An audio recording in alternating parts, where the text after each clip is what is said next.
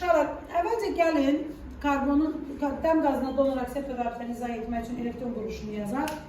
Bu karbonun elektron quruluşu, yadınızda bir şey saxlayın. Demək, biz orta məktəb kursunda karbonlu nə qədər birləşmə keçəcək, çox keçəcək də. Həm qeyri-üzvi maddələr keçəcək, karbonat turşusu, karbon qazı, karbonat turşusunun duzları. Həm də bilirsiniz ki, çoxlu sayda üzvi maddələr keçəcək. Hamısında karbon atomu həyəcanlanmış vəziyyətdədir. Karbonun həyəcanlanmamış rabitə yaratdığı yeganə maddə bizim, ən azından bizim rast gələcəyimiz orta məktəb kursunda yeganə maddə dəm qazıdır.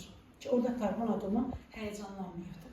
İndi, buradan uşaqlar 1s2-lər götürmürük. 2s2, burada da 2s2. Deməli, karbonun və oksigenin bu s orbitalları prosesdə iştirak etmir. Və gəlirik P orbitallarına. Karbonun və oksigenin əvvəlcə, bax bu 1P-si görürsünüz, istiqamətini niyə əks istiqamətdə yazdım? Bayaq demişdik ki, bildiyimiz adi rabitələr əks spinli elektronların hesabına yaranır. Əks istiqamətdə əks spinli elektronlar bir dənə adi rabitəni yaradır. Burada da bir dənə adi rabitəni yaradır. Və bundan sonra karbonun boş qalmış, P-də boş qalmış orbitalı ilə oksigenin P-də cütləşmiş bu cüt elektronlu olan orbitallar arasında isə donor akseptor rabitə yaranır. Bax, burada qarşılıqlı orbitallar bu şəkildə yaradır. İndi gəlin maddənin üzərində göstərək. Karbonun bu dəqiqə hazırda elektron quruluşu nə cürdür? Deməli, 1 tək, 2 tək,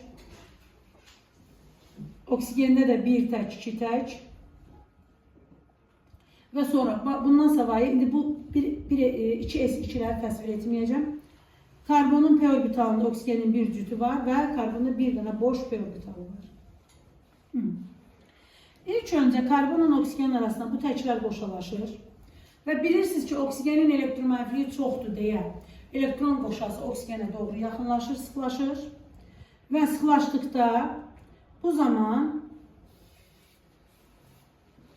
oksigen buradan -2 yük əldə edir. Karbon da müsbət 2 yük əldə edir. Buradan 2 dənə bu rabitələr yaranır. Adi xətlərlə göstəririk. Bildiyimiz mübadilə mexanizmindən əks spin elektronlar hesabına yaranmış adi rabitələrdir. Və nəhayət sonra karbonun bu boş qalmış, P-də boş qalmış bu orbitalı ilə oksigenin cüt elektronun arasında donor akseptor rabitə yaranır. Biz burada donor akseptor olduğu üçün oxla təsvir edirik və donordan akseptora doğru. Deməli, donor hissəciyi hansı oldu? Oksigen. Akseptor hansı oldu? Karbon. Oxun istiqaməti oksigenden karbona doğru gəlir. Və burada üçüncü rabitə yaranır. İndi, karbonla oksigen müsbət mənfi yüklər əldə etmişdir. Bu rabitədən heç biri yük əldə etmir. Bayaqçı mahiyyət kimi.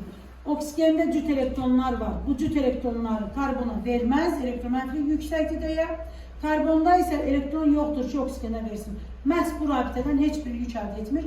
Ona görə oksidləşmə dərəcə müsbət 2 və mənfi 2 olaraq qalır. Amma valentlik 1 vahid artır. Çünki bu iki rabitədən 2 valent əldə etmişdilər. Bir valent də bu donor akseptor rabitədən əldə etdilər və valentliyi oldu 3. Deməli, dəm qazında karbonun da, oksigenin də valentliyi olur 3. Amma oksidləşmə dərəcəsi müsbət 2 və mənfi 2 olur.